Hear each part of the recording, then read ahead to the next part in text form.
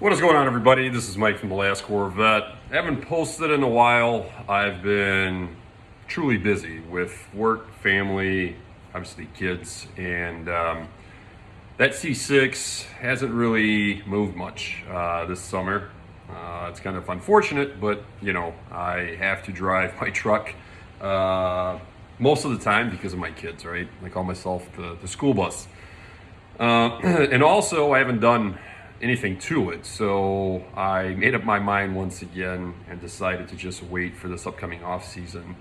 Currently, right now is pretty much end of July, and we're gonna do the Texas Speed heads and cam, all of the accessories to go along with it, including the headers that are somewhat weathered on this setup. But I got some American racing headers that I want to install while I do all the work. When it comes to the E-Z-GO golf cart, you can't see it, it's off to the side here.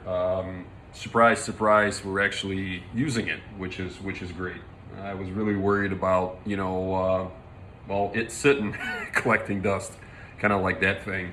But no, we're actually using it. We're going to several little ponds in the area, parks, fishing and having fun. It's pretty cool. I do have a couple of projects as well when it comes to the E-Z-GO. I still have to do the shocks. Still have to do the steering column bushing. I actually replaced the bushing, but the bushing that I got, even though the part numbers matched, it's the wrong one. So the outer diameter was too big, which that wasn't a problem. I made it smaller so it fits the steering column itself, but the inner diameter, the ID, is too big, and unfortunately there's nothing I can do. So I'll keep on searching. They're not very expensive, they're like $6-7, but regardless, that has to be done. Same thing with the axle fluid as well. I still have to drop the pan, get that swapped out when I get time. Maybe I'll even do it tomorrow, but like I said, few videos coming up on the E-Z-GO. So anyway, let's get into the title or the point of this video. I just kind of wanted to give you guys a little update as far as what's going on, which is not much. So when I used to work on boats, we'll say almost full time. Obviously, I used to service, repair, and winterize all types of watercraft, right? Big boats, small boats, jet skis, jet boats, pontoons, whatever, outboards.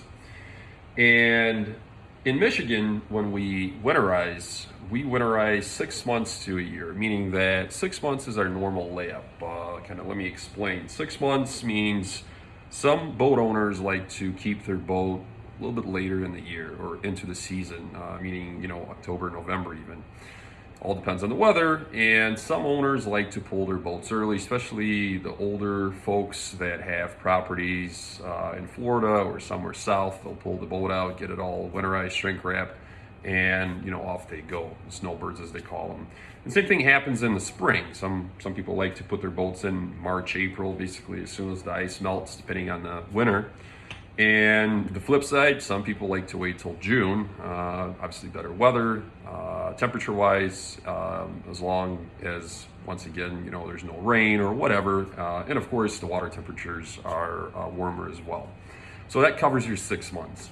Now a year is something that basically happens if the owner decides to take a year off for whatever reason, either boat repair, health issues, financial issues, or maybe they're just looking into a different hobby, like they bought a camper or something like that. And that's our normal scope of winterizing. A lot of people forget that if something does happen to their boats, or they decide to do an extended layup on their boat, it's a totally different approach. When it comes to the engines, generators, water systems, AC, stuff like that, that pretty much is a given as far as we don't do anything extra. We do something extra to the engines, but the overall process is the same. The key is your fuel. I've probably laid up boats for 5+ years for customers and brought them back out, let's say 5-6 years later with very minimal issues. Of course, if you store outside shrink wrapped in your garage or outside, whatever, heated, cold storage, doesn't matter. Over time, plastic, rubber parts, especially everything that's exposed or just sits, it's the nature of the beast, they'll dry rot or become hard. So there's that aspect. That is service, has nothing to do with winterizing, but the fuel does. I always recommended leaving your watercraft, regardless of what it is, with about a quarter tank of fuel over the winter. You still stabilize it. You still go through the process of basically making sure the fuel is good, running the stabilizer and your fuel through your fuel system, regardless if it's a carburetor or fuel injection setup. Now, if you plan on using your boat every year and you know you're going to use it every year, you can also keep it full of fuel, either a single tank or full tanks. And the reason we do that is because if your tank is full, there's a lot less room for water to develop or condensation to develop inside your tank. Your ethanol or your water will still separate, but the condensation is what we're worried about, especially when boats sit inside in heated storage or even outside and they go through different temperature cycles. Now, when it comes to winterizing it for a long layup, yes, a quarter tank of fuel or less is ideal, because if your boat sits for a year plus 2 years, 3 years, 4 years, 5 years, regardless of how well you winterized, how well you prepped your fuel, the fuel is going to go bad. But you have an option. You can either add some more fuel stable, some dry gas, and then add, let's say, another 30 gallons, depending on the fuel tank size, of fresh, let's say mid-grade or 93 high octane fuel to your tank, kind of mix everything in. You'll be good to go. Most decent sized boats will have a fuel water separator on them, so you can dump that a couple of times and get the boat going, and eventually you will burn off all the old fuel. Now, the problem begins is if you store your boat for X amount of years, extended layup with a full tank of gas, or even, let's say, 3/4 of a tank or even half a tank. At that point, what happens is your water or any of the gunk will settle to the bottom. So the fuel will be on top and the separation will float to the bottom of the tank, right where your pickup tube is. And that's regardless if you have a jet ski, jet boat, big boat, or small boat. And then what happens is the first time you try to start, you're going to be sucking in that rotten, basically goop that's floating on the bottom of the tank into your fuel system, which is not good. Fuel injection setups have a little bit more, we'll say, wiggle room as far as forgiveness. Carburetors, not so much. But regardless, I went personally through a boat that sat for 4 years. It had two 120-gallon tanks, so 240 gallons total. They were filled to the rim. We took a fuel sample, and it was just rotten shit gas that wasn't even stabilized. And unfortunately for that customer, on top of all the other service we had to perform, he had to pay, I want to say, close to $2,700 for a company to come out, obviously like a hazmat style company, and pump his tanks out. And it's not the truck that you're paying for, it's actually the recycling. It gets very expensive. It's different if you have a jet ski, let's say, with the 8-gallon or 15-gallon tank. You can still pump it out yourself into gas cans, but then you still have to do something with that fuel. You can't really do anything with it, right? You can't put it down the drain or anything like that. Can't really recycle it. So that's why I always recommend running it low if you do intend on doing a long layup. Now, there's other couple of small things that you need to do. Now, when I winterize boats for a long layup, I will fog the engine. I will fog the engine. I will actually fog the cylinders and put the spark plugs back in. I will also tape off the exhaust, and there's a couple of reasons why I do that. Because if your exhaust is open and you don't fog your cylinders, and what happens is the air actually travels through the engine over time, and same thing, condensation gets in.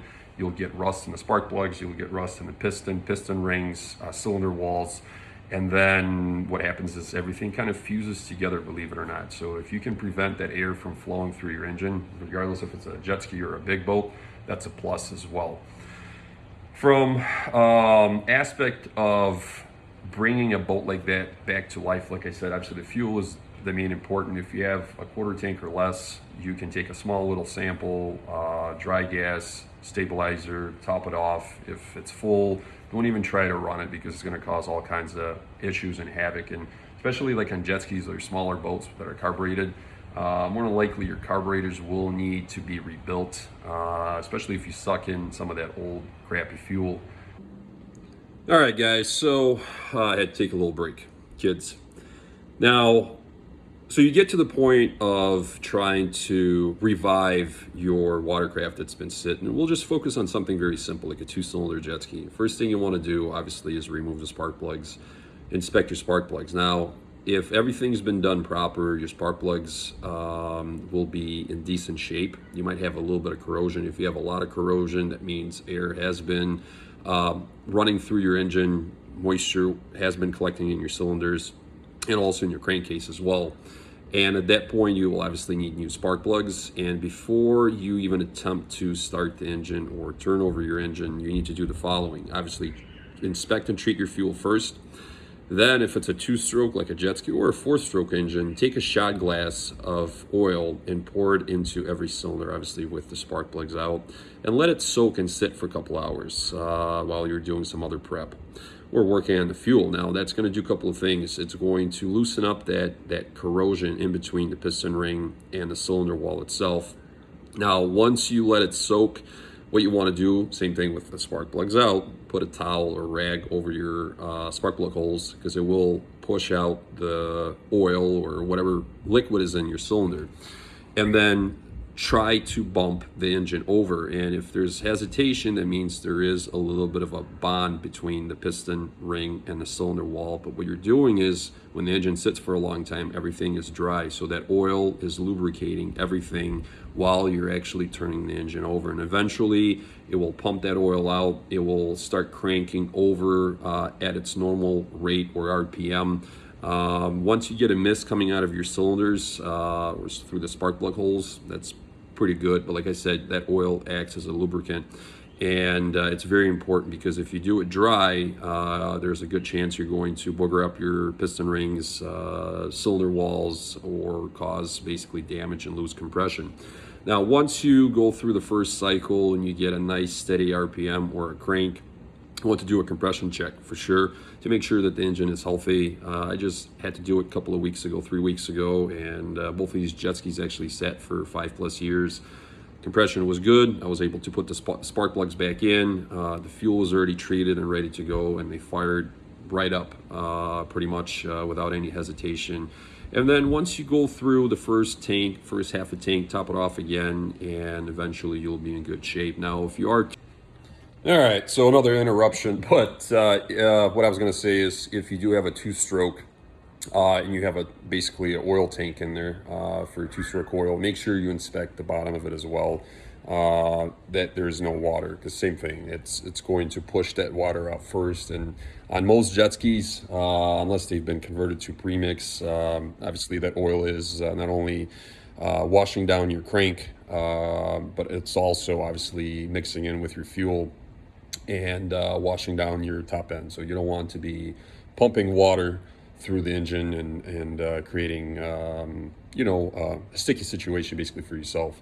But from there is just all about service. Check all the rubber hoses, all the clamps, all of your seals. Make sure everything is good, because the last thing you want to do is get it running, think everything is okay, and then put it in the water and then realize that you have a leak somewhere, and God forbid the thing sinks or takes on a lot of water. And of course, go through your pre-check, nav lights, bilge blower if you have one, bilge pump is very important. Make sure all that stuff works. Test it before you take the boat out on the lake or on the water for the first time. And this really applies to obviously storing your own boat, and also buying a boat that's been laid up for a long time, or a jet ski or a jet boat.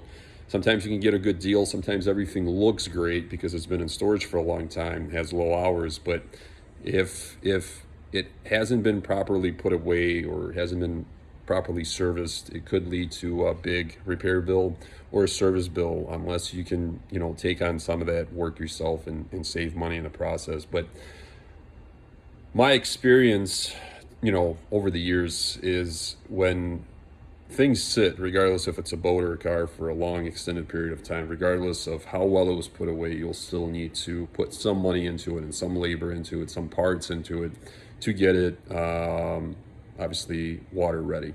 Hopefully it helps. Comment below if you want to find out more about service, repair, or possibly winterizing, and I'll make a follow-up video.